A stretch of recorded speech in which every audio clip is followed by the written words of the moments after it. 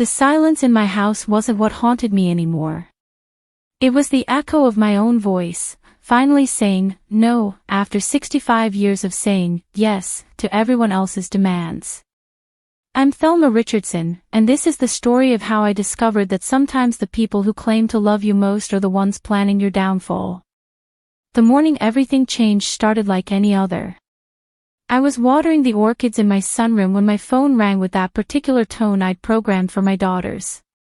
After my husband David's death 2 years ago, their calls had become less frequent but more urgent, always needing something, always in crisis. Mom. Melissa's voice bubbled through the speaker with artificial enthusiasm. We have the most incredible surprise for you. I settled into my reading chair, the same one where I'd spent countless evenings waiting for calls that came less often with each passing month. What's that, sweetheart? Cynthia and I have planned something amazing. A mother-daughter Mediterranean cruise. Just the three of us, like old times. Isn't that wonderful? My heart stuttered.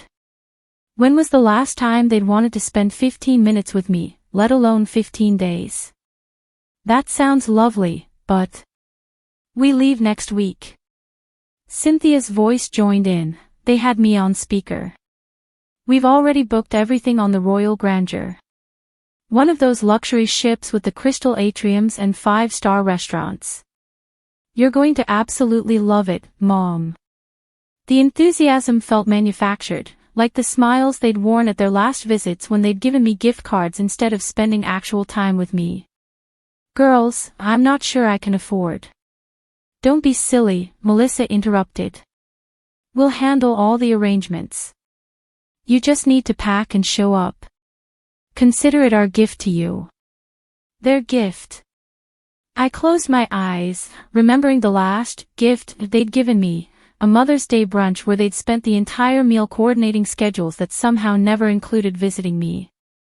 That's incredibly generous, I managed. We love you, Mom, Cynthia said, and for a moment, the warmth in her voice almost felt genuine. We know things have been difficult since Dad passed. We want to create new memories together. After hanging up, I sat watching the afternoon light filter through my curtains, feeling something I hadn't experienced in months, hope. Maybe I'd misjudged them. Maybe they truly did want to reconnect. The next morning found me at Coastal Travel Services, a small agency downtown. The consultant, a woman named Suzanne with kind eyes, spread brochures across her desk. The Royal Grandeur, she said, pulling out a glossy pamphlet. Absolutely stunning ship. Though I have to say, it's quite expensive. How expensive? I asked. She showed me the rates, and my breath caught. Even the most basic interior cabin cost more than my monthly expenses. Are you certain this is the correct ship? My daughters said they were handling the booking. Let me check our system. Her fingers danced across the keyboard. Yes, here we are. 3 passengers departing Tuesday. 2 premium balcony suites and 1. She paused, frowning at her screen. 1 what? 1 interior cabin. The smallest category available. She looked up with something resembling pity.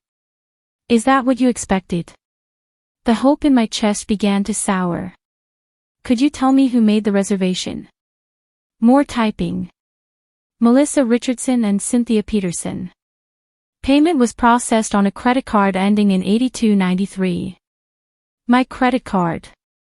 The emergency card I'd given them access to after David's funeral when I was drowning in medical bills and couldn't think clearly. They'd promised to use it only if I genuinely needed help. I drove home in a daze, my hands trembling on the steering wheel. At home, I called my bank with shaking fingers. Mrs. Richardson, yes, I can see the transaction. $47,000 charged yesterday to Celestial Cruise Corporation. $47,000. The number hit me like a physical blow. Could you read me the details? I listened in growing horror as she itemized the charges, 2 luxury suites with private balconies, premium dining packages, spa treatments, shore excursions, beverage packages, and every possible upgrade available. And buried at the bottom, almost as an afterthought, 1 basic interior cabin. There's also a notation, the representative continued. The booking included automatic authorization for additional onboard expenses to be charged to your account. I hung up without saying goodbye. The house suddenly felt smaller, the walls pressing in. I walked to my kitchen window and stared at the garden David and I had planted together. The roses were dormant, their branches bare against the winter sky, just like me, stripped of everything beautiful, left only with the thorns. My phone buzzed with a text from Melissa, so excited for our trip. Don't pack too much, not much storage in your room. Face blowing a kiss. That emoji felt like a slap. I opened my laptop with a determination I hadn't felt in years. First, I called the bank again. I need to report fraudulent charges, I said, my voice steady. Ma'am, these charges were made with an authorized card. I'm revoking that authorization. I want to report this card as stolen and these charges as fraud. The bureaucratic wheels began turning. Reports were filed, investigations opened, charges frozen. I provided documentation of my typical spending patterns, groceries, utilities, the occasional book purchase. Nothing approaching luxury cruise expenses. Then I did something that would have been unthinkable hours earlier. I changed every password, locked them out of every account, every automatic payment, every digital connection to my financial life. By evening, my phone was ringing constantly. First Melissa, then Cynthia, their voices growing increasingly frantic with each unanswered call. Finally, a text arrived, Mom, there's some problem with the payment. The cruise line says there's an issue with your card. Can you call them? We leave tomorrow. I turned off my phone and sat in the gathering darkness. For the first time in 2 years, the silence didn't feel like abandonment. It felt like freedom. Chapter 2, The Confrontation. I slept deeply that night, but morning brought the sound of car doors slamming in my driveway. Through my window, I watched Melissa's white Lexus and Cynthia's black Audi park aggressively, engines still running. My heart pounded as I pulled on my robe. The doorbell rang insistently, followed by demanding knocks. Mom, open up. Melissa's voice carried a note I'd never heard before, desperation wrapped in barely controlled fury. We know you're in there. I stood in my hallway, hand on the doorknob, and felt something fundamental shift inside me. For 40 years, I'd opened doors for them, literally and figuratively. Every crisis, every demand, every emergency that somehow required my money or sacrifice, I'd always opened that door. But not today. Mom, please. Cynthia's voice joined in. There's been some terrible mistake. The cruise line says our payment was declined. We need to fix this. I closed my eyes and remembered the last time I'd hosted them for dinner. David's birthday, 3 months before he died. Melissa had spent the evening on her phone while Cynthia complained about everything. Neither had helped clean up.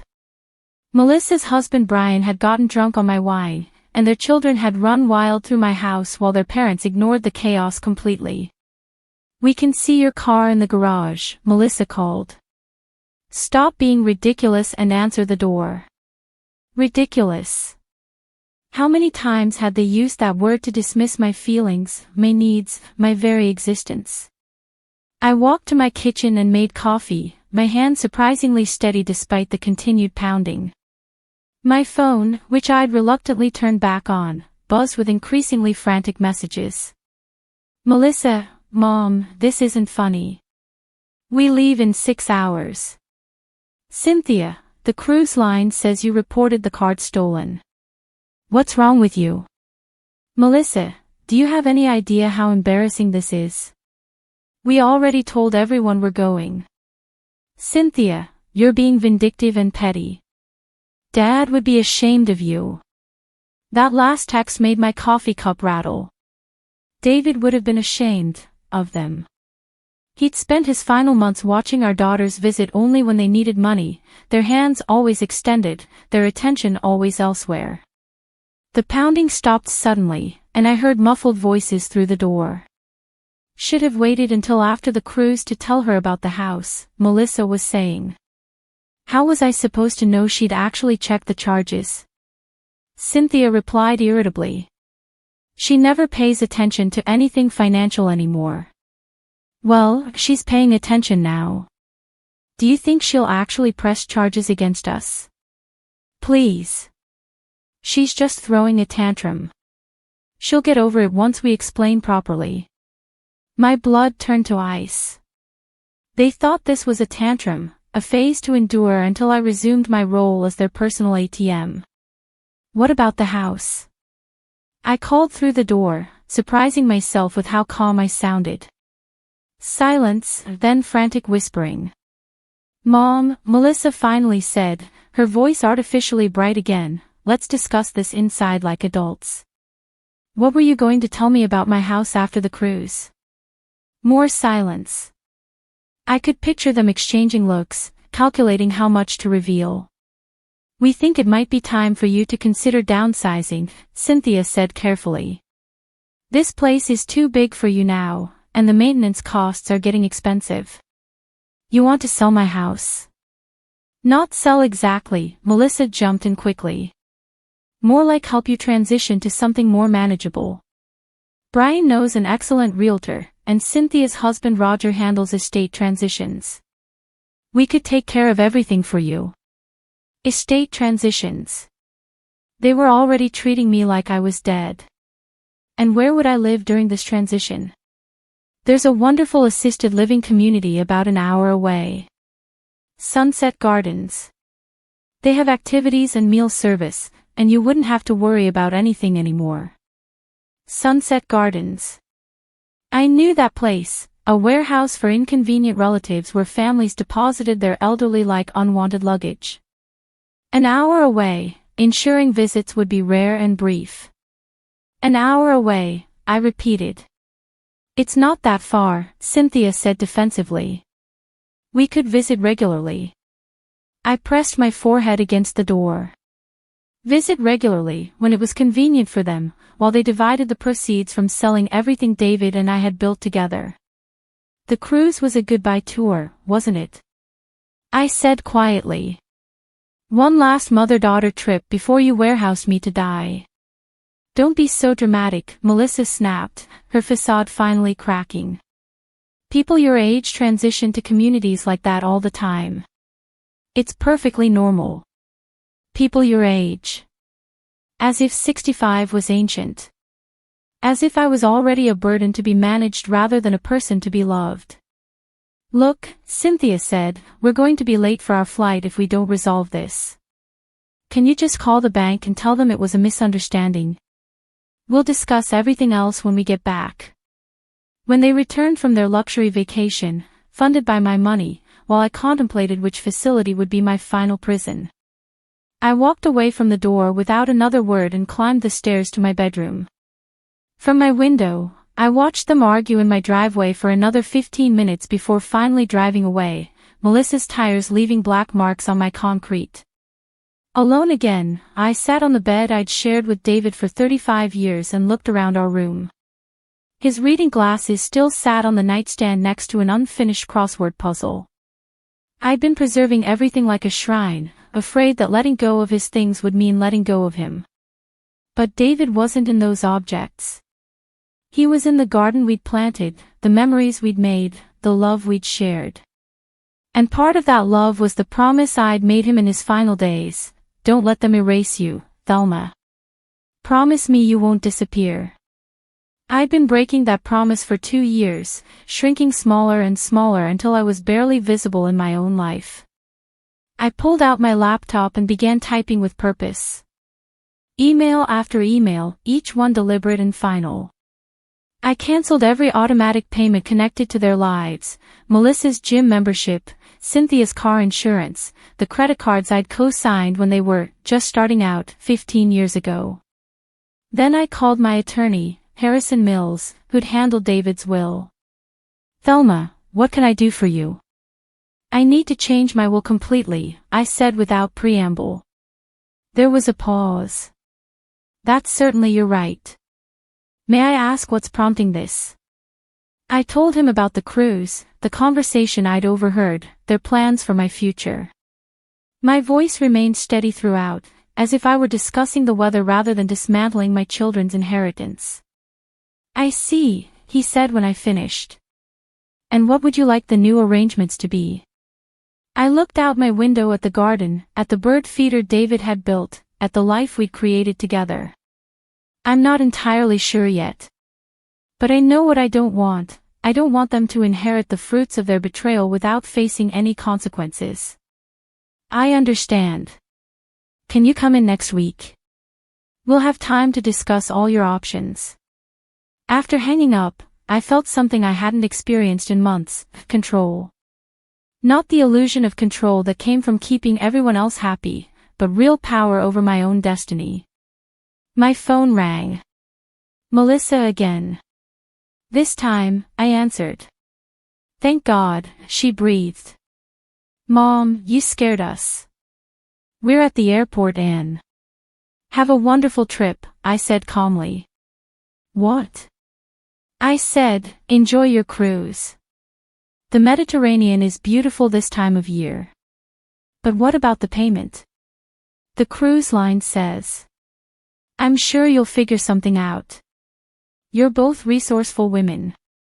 "Mom, we can't afford this without my money," I finished for her. "Yes, I imagine that's quite a problem." The silence stretched between us, filled with everything we weren't saying. "Are you really going to let us miss this cruise after everything we've planned?" Melissa's voice was smaller than I'd heard it in years. I thought about everything I'd missed over the years because they'd been too busy: birthdays, holidays, simple Sunday dinners. All the times they'd measured their attention to me like rations, always having somewhere more important to be. "Melissa," I said gently, "you're going to miss much more than a cruise." And then I hung up. Chapter 3: Unexpected Allies. 3 days passed in blessed quiet. No calls, no texts, no surprise visits. I imagined Melissa and Cynthia somewhere in the Atlantic, frantically trying to explain to cruise staff why their credit cards were being declined for every champagne toast and massage they'd planned. On Thursday morning, I was repotting David's orchids when the doorbell chimed. Through the frosted glass, I saw a tall figure in a dark suit, definitely not one of my daughters. I opened the door to find a professional-looking woman with kind eyes and an official badge. "Mrs. Richardson. I'm Detective Sarah Martinez with the Financial Crimes Division. May I come in?" My heart skipped, but my voice remained steady. "Of course." She settled into David's favorite armchair while I prepared coffee, her presence both intimidating and oddly comforting. "I understand you reported fraudulent charges on your credit card," she began. $47,000 charged by your daughters without authorization." "That's correct." Detective Martinez opened her tablet. "Our investigation has revealed some concerning patterns. This isn't the first time significant charges have been made on your accounts by these individuals." "What do you mean?" "Over the past 18 months, there have been charges totaling approximately $73,000. Restaurants, shopping, insurance payments, car notes, all authorized by the secondary cardholders. $73,000. I set my coffee down carefully, afraid my shaking hands would reveal the earthquake in my chest. I knew about some purchases. They said they were going through difficult times.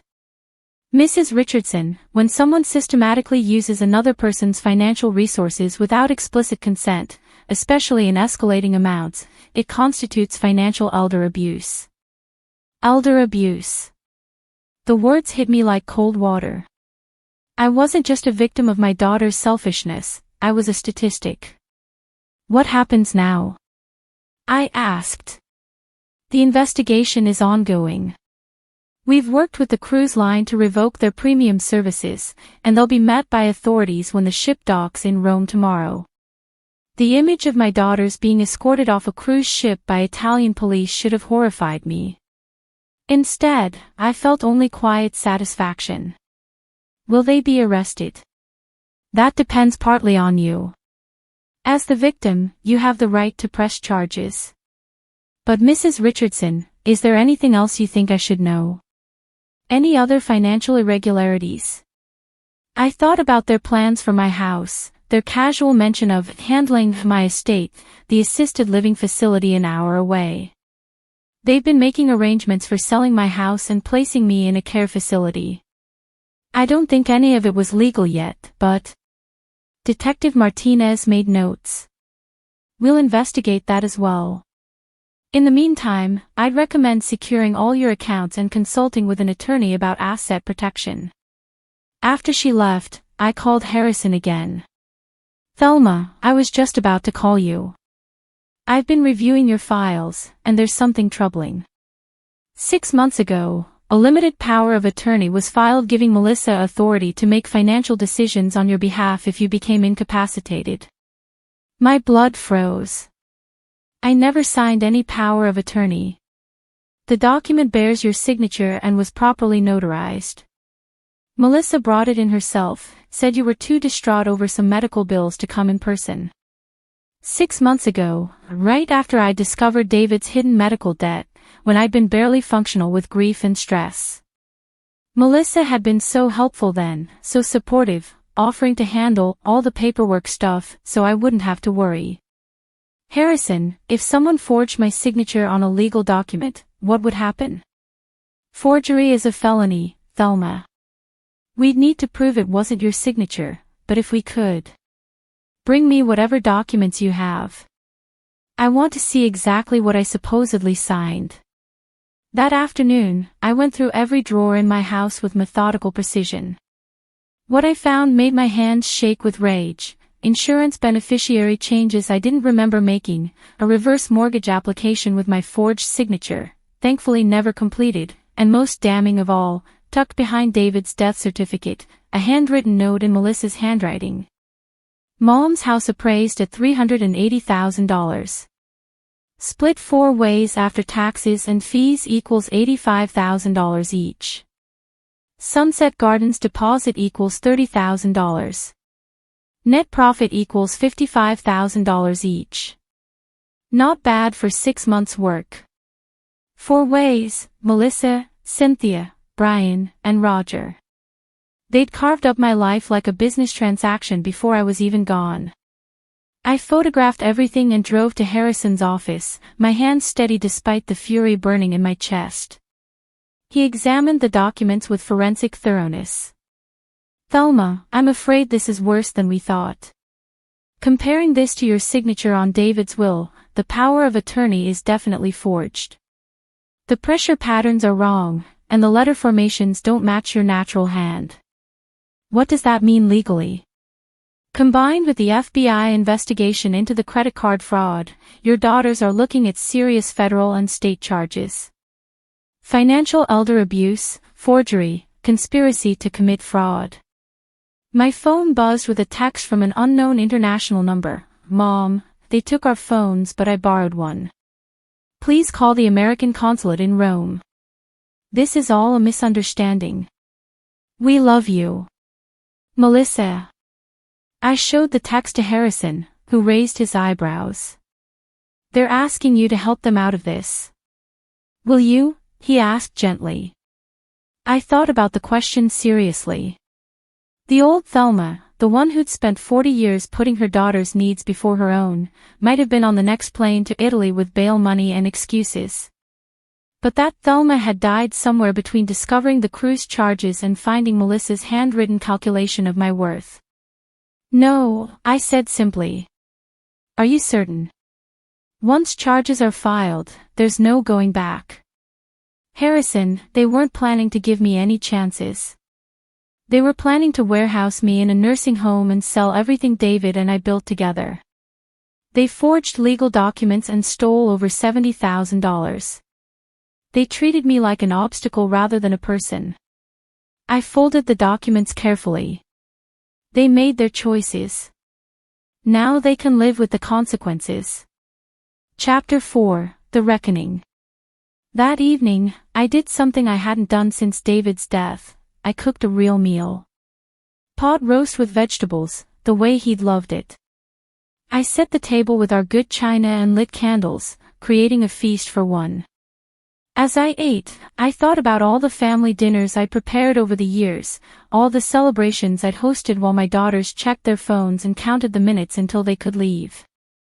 My phone rang during dessert, David's favorite apple pie, made from scratch.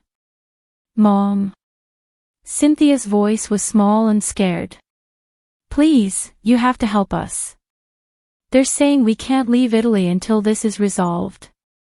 Roger is talking about divorce, and Brian, he's blaming everything on Melissa.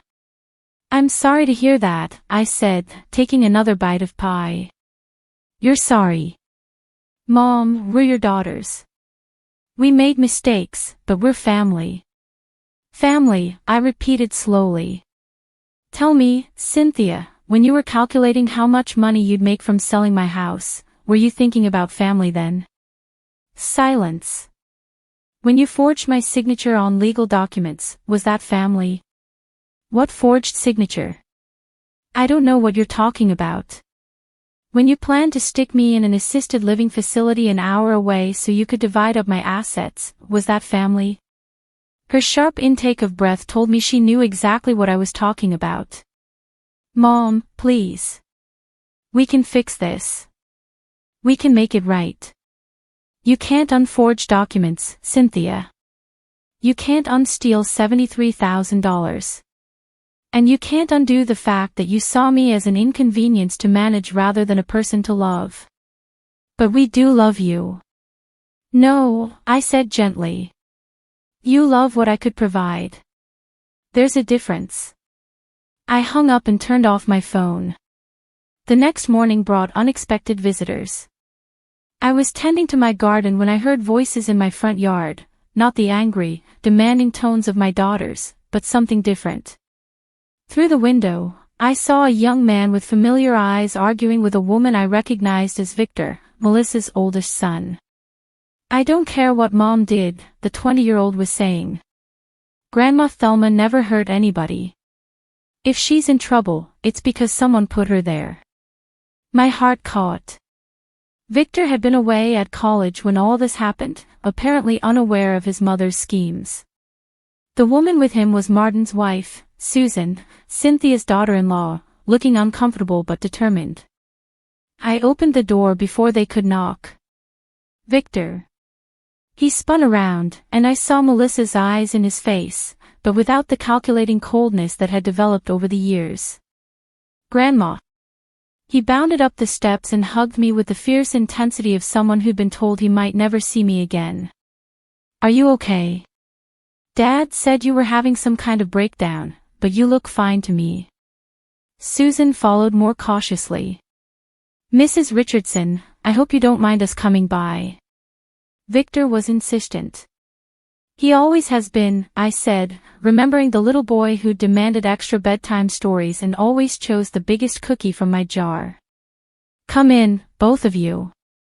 Over coffee, they told me what they knew, fragments of truth mixed with the lies their parents had fed them about my declining mental state and dangerous financial decisions. The thing is, Susan said carefully, I've been managing Martin's books for his dental practice, and I couldn't help but notice some things. Large cash deposits that didn't match his patient income. When I asked about them, he said his mother was helping out with some investments. Investments.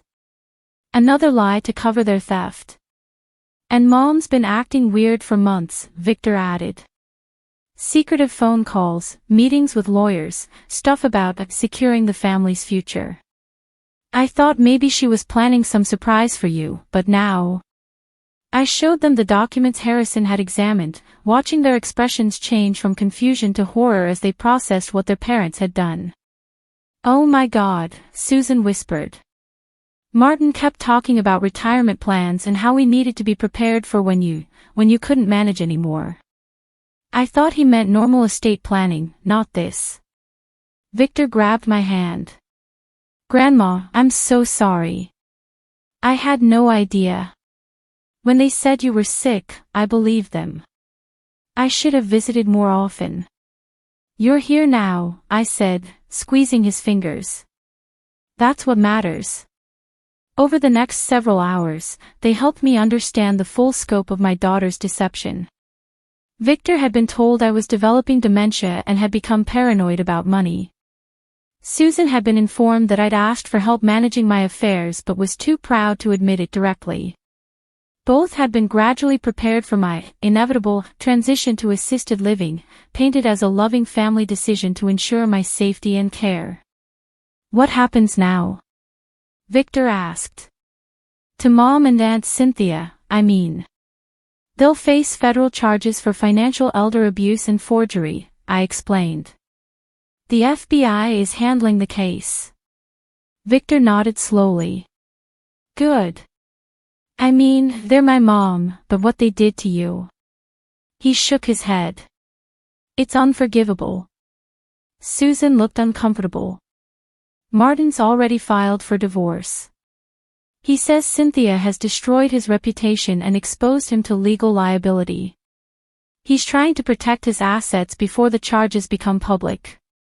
The irony wasn't lost on me. Martin, who'd been perfectly happy to participate in planning my exploitation, was now concerned about protecting himself from the consequences. As they prepared to leave, Susan turned back to me. Mrs. Richardson, I know this is presumptuous, but would you consider letting Victor stay with you sometimes? His dorm situation is complicated, and with everything that's happening with his parents. The request caught me off guard. My house had been so quiet for so long, I'd almost forgotten what it felt like to share space with someone who actually wanted to be there. You'd want to stay here? I asked Victor. Only if you want me to. I could help with maintenance stuff, and honestly, you're the only family member who's never tried to use me for something. I looked at this young man who shared my daughter's DNA but somehow had retained the capacity for genuine affection, and at Susan, who'd had the courage to question suspicious financial activities even when it implicated her own husband. We'd need ground rules, I said. Of course. No access to my financial accounts. No making decisions about my property or my future. No trying to manage me or fix me or decide what's best for me. Agreed. And if you're here because you want to be, not because you're doing me a favor. Victor grinned, the first genuine smile I'd seen in my house in months. Trust me, Grandma. After living with my parents' drama, a peaceful house with someone who doesn't want anything from me sounds like paradise. Chapter 5, Justice Served. 2 weeks later, Detective Martinez called with updates. Your daughters have been extradited from Italy and are in federal custody. Melissa has been charged with financial elder abuse, forgery, and conspiracy to commit fraud. Cynthia faces similar charges, plus identity theft for the power of attorney document.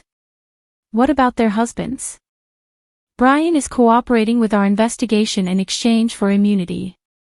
Roger has been indicted as a co-conspirator. Apparently, he was more involved in the planning than initially apparent. I felt nothing but cold satisfaction. They'd all been so eager to divide my assets, now they were dividing blame and responsibility with equal enthusiasm. Mrs. Richardson, I need to ask, will you be seeking restitution through the court system? Every penny, I said without hesitation. Plus interest and legal fees. 3 months later, I sat in a federal courtroom watching my daughters enter guilty pleas. Melissa received 2 years in prison and was ordered to pay full restitution. Cynthia got 18 months plus community service. Roger lost his real estate license and faced bankruptcy. Brian, having testified against the others, received probation but his business reputation was destroyed. The divorce settlements left both my daughters with nothing but debt and criminal records. I felt no satisfaction watching them in orange jumpsuits, only a profound sense of closure. They'd made their choices, now they were living with the consequences. After the sentencing, Victor and I drove home in comfortable silence. He'd moved in permanently, transforming the house from a mausoleum of memories into something that felt alive again. "Any regrets?" he asked as we pulled into the driveway. I considered the question seriously. "About your mother and aunt?" "No. About the years I spent being their victim. Every day." "But you stopped being a victim. That's what matters." "Yes," I said, feeling the truth settle into my bones. "I did." That evening, as Victor practiced guitar in the living room, I sat in my garden watching the sunset. The roses David and I had planted were blooming again, their thorns still sharp but their beauty undeniable. 6 months ago, my daughters had calculated my worth at $85,000 each after disposing of me in a nursing home. They'd seen me as an obstacle to their financial security, a problem to solve rather than a person to love. But they'd miscalculated in every way that mattered. My worth wasn't measured in assets they could liquidate or properties they could sell. It was in the life I'd rebuilt from the ashes of their betrayal, in the family I'd chosen rather than been born into, in the dignity I'd reclaimed by refusing to remain their victim. I'd lost 2 daughters but gained something far more valuable, myself. The last payment from their restitution had cleared that morning, $73,000 plus interest and legal fees, bringing the total to nearly $100,000. I'd already earmarked most of it for Victor's college education and a scholarship fund for other victims of financial elder abuse. My daughters had tried to steal my future, instead, they'd funded it. As darkness settled over my garden, I felt no loneliness, no regret, no fear. For the first time in decades, I was exactly where I belonged, in a life I'd chosen, surrounded by people who valued me for who I was rather than what I could provide. The train that ran through town every evening at sunset whistled in the distance, carrying travelers to destinations unknown. Once, that sound had made me feel left behind, forgotten, irrelevant. Now it sounded like freedom. In the end, my daughters had given me the greatest gift of all. They'd forced me to discover that I was strong enough to survive without them, valuable enough to defend, and worthy enough to choose my own family. The house around me hummed with quiet contentment as Victor's music drifted through the evening air. Tomorrow would bring new challenges, new possibilities, new reasons to be grateful for the life I'd fought to reclaim. But tonight, I simply sat in my garden and enjoyed the peace that came with knowing I was finally, completely, unapologetically free. Thank you so much for watching this story of betrayal, resilience, and ultimate justice. If you enjoyed Thelma's journey from victim to victor, I have many more dramatic family stories that will keep you on the edge of your seat. Please don't forget to subscribe to my channel and check out my other videos where ordinary people face extraordinary family betrayals and discover their own strength. Your support means everything, and I can't wait to share more incredible true stories with you. Until next time, remember, you are never too old to stand up for yourself and reclaim your life.